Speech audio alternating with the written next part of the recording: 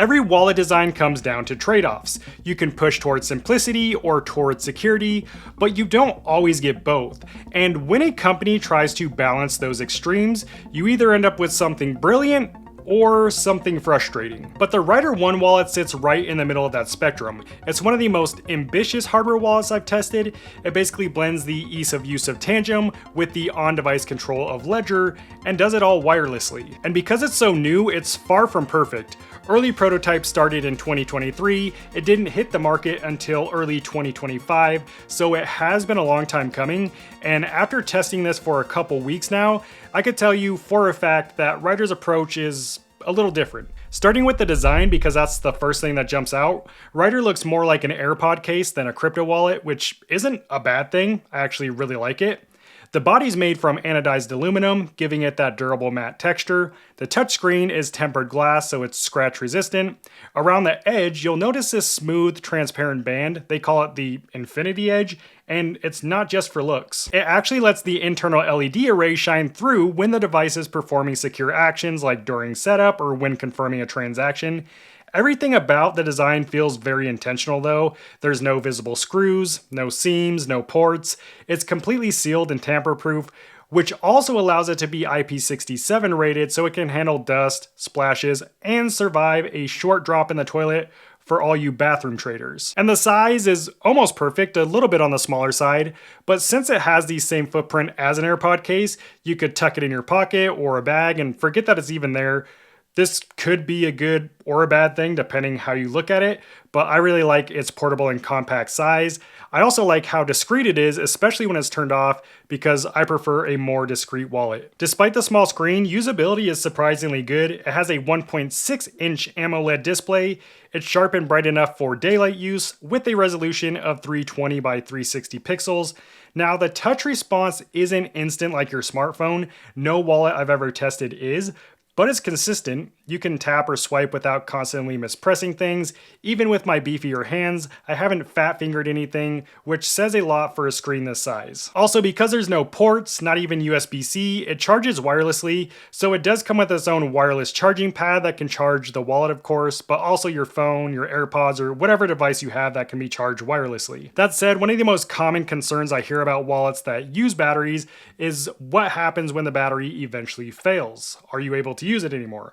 Well, with this wallet specifically, you can still place it on the wireless charging pad even if the battery is completely done for, and it will still turn on and allow you to use it. The end result is a wallet that's noticeably more compact than most, but still very functional and enjoyable to use, which is saying a lot in the hardware wallet space.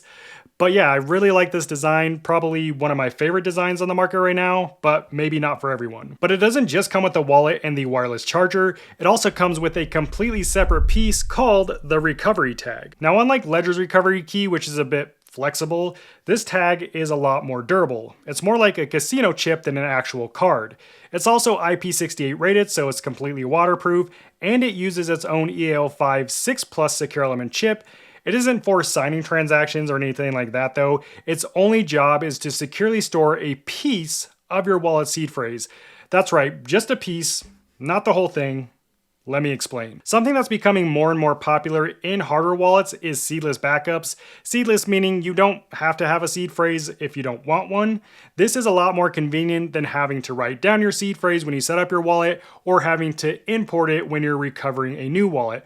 One of the best examples of a seedless wallet currently is Tangem. But for example, the downside with Tangem and their seedless setup is that you become solely reliant on the cards, which means if you were to lose all of your cards or they all got damaged somehow, then you would lose access to your crypto because you don't know your seed phrase. But Ryder actually did a seedless backup method that no one has done before. They pretty much invented their own seedless backup. Now, anytime a company claims to have made something new and innovative, I'm instantly skeptical, especially in crypto, because more often than not, they just reinvent the wheel in hopes that they'll stand out from the competition without actually providing a more useful or secure product. So it's only right that we scrutinize Ryder's seedless system called Tapsafe.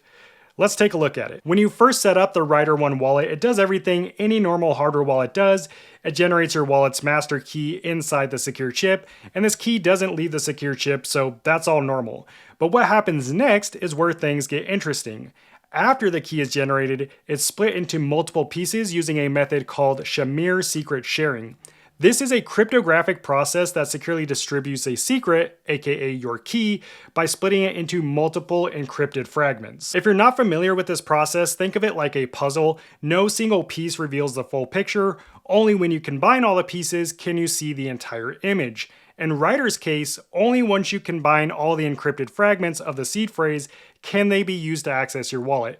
It's impossible to access a wallet without the entire key. That said, where Ryder stores these encrypted fragments is what separates it from other wallets on the market. One encrypted piece goes to the recovery tag when you hold it up to the wallet during setup. The other encrypted piece is sent to your phone via the Ryder app, where it's backed up to your cloud account. So if you use an iPhone, it's backed up to iCloud, or Google Drive if you use an Android. A couple things. At first, it was a little off-putting to hear that part of my seed phrase was being uploaded to the cloud where it was stored. But since it's encrypted and since it's only a piece of the seed phrase, I'm not worried that someone is going to access it to get access into my wallet, because that's literally impossible. But at first glance, this can definitely feel like a step in the wrong direction, at least for a cold wallet, until you realize that it is secure and Ryder did it this way for a reason. Unlike Tangem, where you're solely reliant on the cards, Ryder made it so that there's no single point of failure. For example, if you lose your Ryder wallet, you can recover it using your phone and your recovery tag. Or if you lose your phone, you can get a new phone and still access your cloud account where the encrypted piece is stored and still recover your wallet using your new phone and the recovery tag. And because the system is modular, you can add additional recovery tags later if that's what you want to do. And this is unique to Ryder's version of secret Shamir sharing, and their CTO Marvin Jansen is the one who actually came up with this. His version fixes the limitations of traditional Shamir implementation, and that you have to decide in advance how many pieces you want to split your seed phrase into, and then how many pieces you need to recover your seed phrase. For example, 3 out of 5 pieces. Whereas Ryder's approach is more flexible. You can add new backups later, you can mix old and new backups, and they all work seamlessly together. But even after learning all this, I still had one major concern, and that concern was, can I still view my seed phrase and write it down if I want to? That way I'm not solely reliant on the recovery tags and the backup in the cloud, because although I do like seedless options, I like to know my seed phrase for the worst case scenario in case I don't have access to those things. Can I write down my seed phrase and access my crypto that way? What I learned is, fortunately, after you set the wallet up, you can go into settings, then select reveal secret recovery phrase, enter your PIN, and then you can view your 24-word seed phrase and write it down if you want to. So you can't view your seed phrase during the setup process, which I'm completely okay with, as long as I can view it at some point once the wallet is created. But that's still not even all the options you have for creating a backup.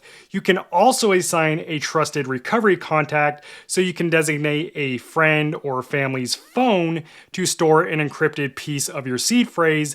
That way it adds an extra layer of security without giving them any access to your wallet. I'm sure there are plenty of people who will take advantage of this feature. Personally, I don't think I'll use it that much, if at all.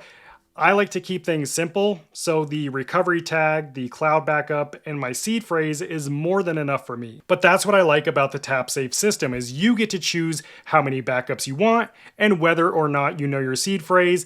And I think letting the user decide is the right move, because not everyone wants the same thing or has the same experience level. Okay, next let's talk about security, because that's where Ryder flexes some really cool engineering.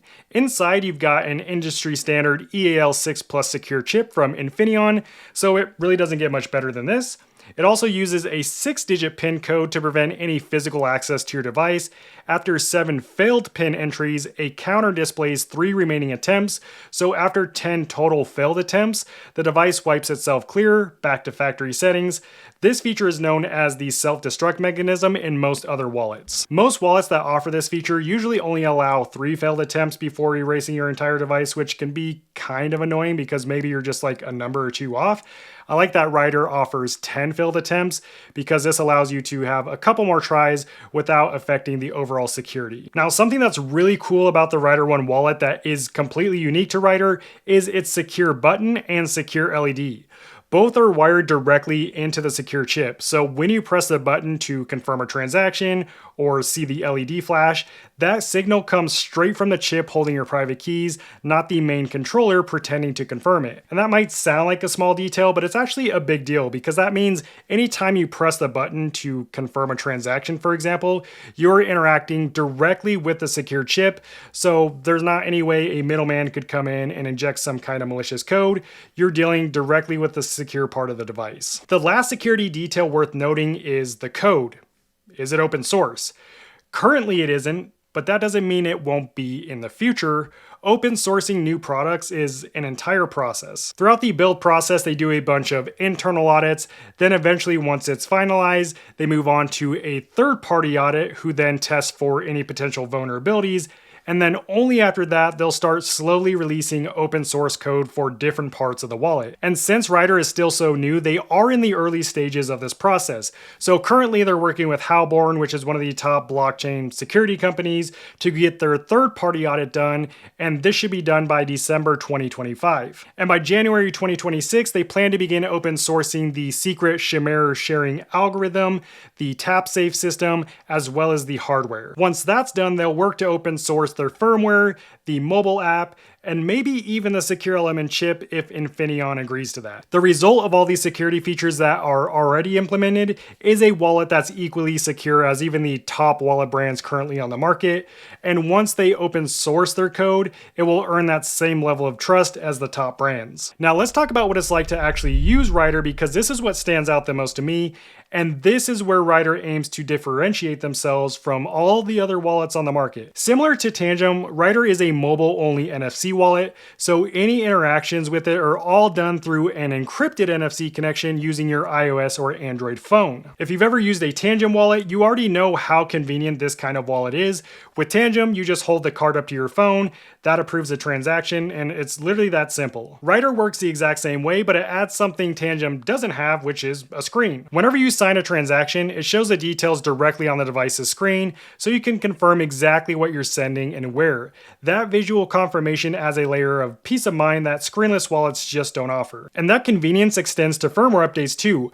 Every firmware update is done through the same encrypted NFC connection, so you don't need any cables, no Bluetooth, no SD cards. You just hold the wallet up to your phone and it uploads the firmware directly to your device. So the Ryder wallet is basically a hybrid model. It takes the simplicity of Tangem and smushes it together with the secure screen of Ledger, which I think is the right move because there's no other wallet on the market that combines these two things as seamlessly. Now, part of this seamless process is the Ryder app. In its current state, it's extremely simple, maybe even too simple. It's clean, intuitive, and clearly built for everyday users and beginners. Of course, you can send and receive crypto, check your portfolio balance, and manage backups through Tapsafe, but as of now, there's no native swapping or selling features. You can only buy crypto. Now, this isn't a deal breaker for me because I like to personally buy and sell crypto outside of my cold wallet because the fees are generally better when you go to an external exchange versus doing it in the wallet's native app.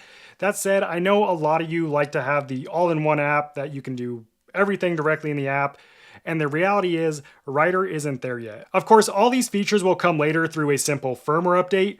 For now, the minimalism is kind of refreshing. I mean, it's really simple to use, but it does leave a lot of room for improvement. And that's not the only thing that leaves a lot of room for improvement. Let's talk coin support. Currently, it's not that great. Ryder supports Bitcoin, Ethereum, Stacks, and Solana, along with some other popular Solana tokens like USDT and USDC.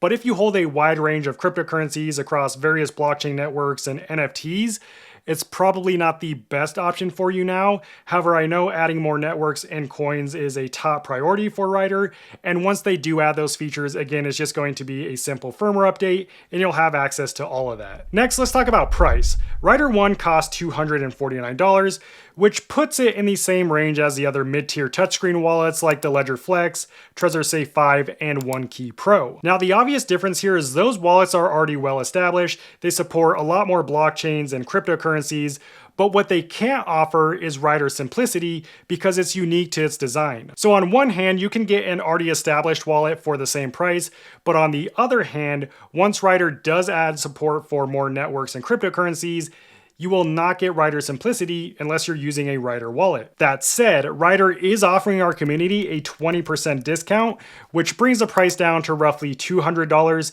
Maybe that makes up for its lack of coin support, maybe it doesn't. I'll let you be the judge. So let's address the elephant in the room. Is the Ryder One wallet worth it today? For me, I value simplicity just as much as security. I like my wallet to be both user-friendly and convenient. So if you're like me and you value simplicity, I think Ryder is already one of the better options on the market. But if you need massive coin support, desktop integration, or every feature under the sun, this probably isn't the best wallet for you right now. You might want to wait until more features come out and just go with something else in the meantime. I will say this, having been an early user to other wallets like Tangem, there can be a massive benefit to being an early user in that you essentially get to help build the device. Your feedback is ultimately what influences the direction Ryder takes this wallet. Now, I'm not speaking for Ryder when I said that, but I know they are eager to hear what you think and what can be improved. So if that's something that interests you, then you might want to consider it. Also, you can watch my full setup and user guide for the Ryder One wallet in this next video once it's released. I'll see you there. God bless.